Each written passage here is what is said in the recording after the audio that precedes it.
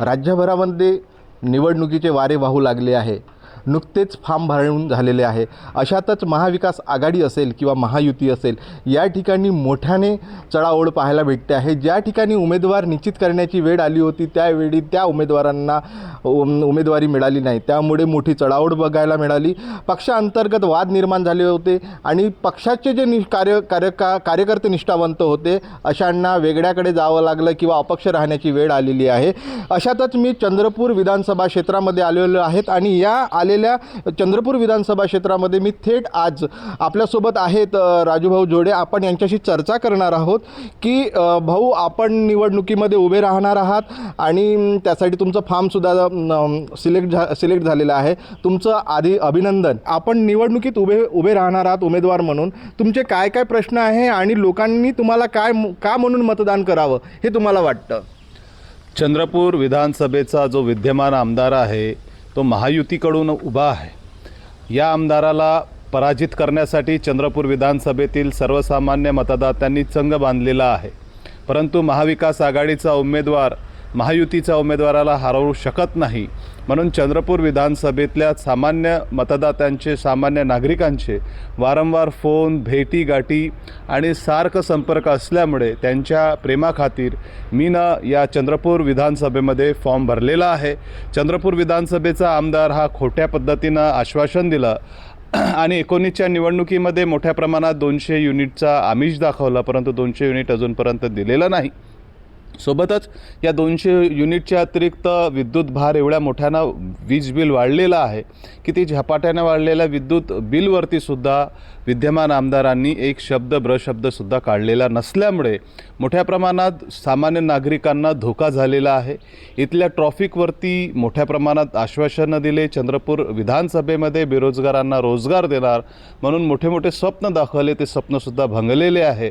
आणि या चंद्रपूर विधानसभेमध्ये सर्वात मोठा प्रदूषणाचा चर्चा आहे आणि प्रदूषण एवढ्या मोठ्या प्रमाणात असल्यानंतर प्रदूषण कमी करणार, परंतु हा कारखानदारांच्या सोबत बसल्यामुळे प्रदूषणात वाढच होत चाललेली आहे।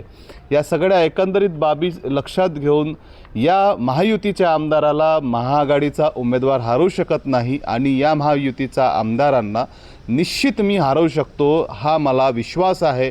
आणि चंद्रपूर विधानसभा भौगोलिक स्थिती, या चंद्रपूर विधानसभेमध्ये मोठे मोठे प्रश्न आहे।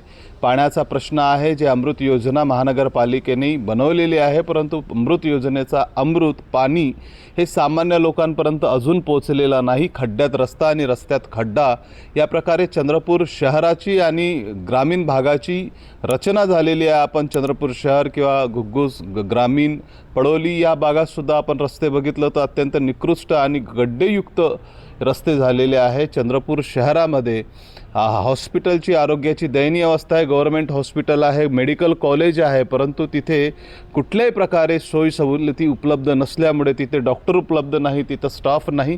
एवढ्या परतच नाही तर तिथे औषधीचा तुटवडा मोठ्या प्रमाणात जाणवतो। कोरोना काळामध्ये हे आपण सगळ्यांनी बघितलेलं आहोत आणि त्यामुळे मोठ्या प्रमाणामध्ये आरोग्याची इथे गैरसोय आहे। शिक्षणाकडे बघितलं तर इथे शिक्षणाची दुरवस्था आहे। गोंडवाना युनिव्हर्सिटीमध्ये शिकणारा प्रत्येक विद्यार्थीला नोकरी मिळत नसल्यामुळे तो नोकरीची आशा न बघतो, परंतु चंद्रपूर जिल्हा हा औद्योगिक जिल्हा आहे आणि चंद्रपूर विधानसभेमध्ये मोठे मोठे कारखाने, कोळसाखानी आहेत, लोखंडची कंपनी आहे, सिमेंटच्या कंपन्या आहेत, परंतु इथल्या स्थानिक सुशिक्षित बेरोजगार युवकांना रोजगार नाही। युवकांना, युवतींना शिक्षण घेतल्यानंतर त्या पालकांना आशा असते की माझा मुलगा मुलगी आमच्या शहरात, जिल्ह्यामध्ये शिकला पाहिजे, परंतु ते शिक्षण घेतल्यानंतर नोकरी मिळत नाही।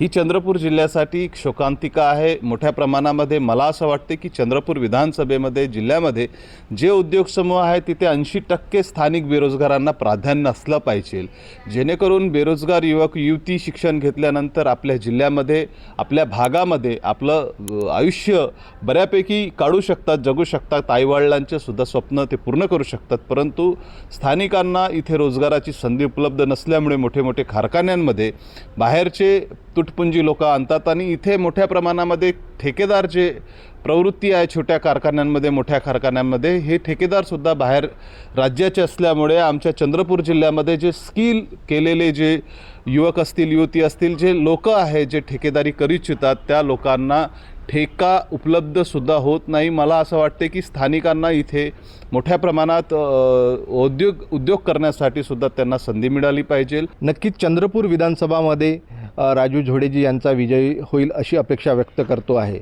लोकस्पर्श न्यूजसाठी रवी मंडावारसह ओमप्रकाश चुनारकर, चंद्रपूर.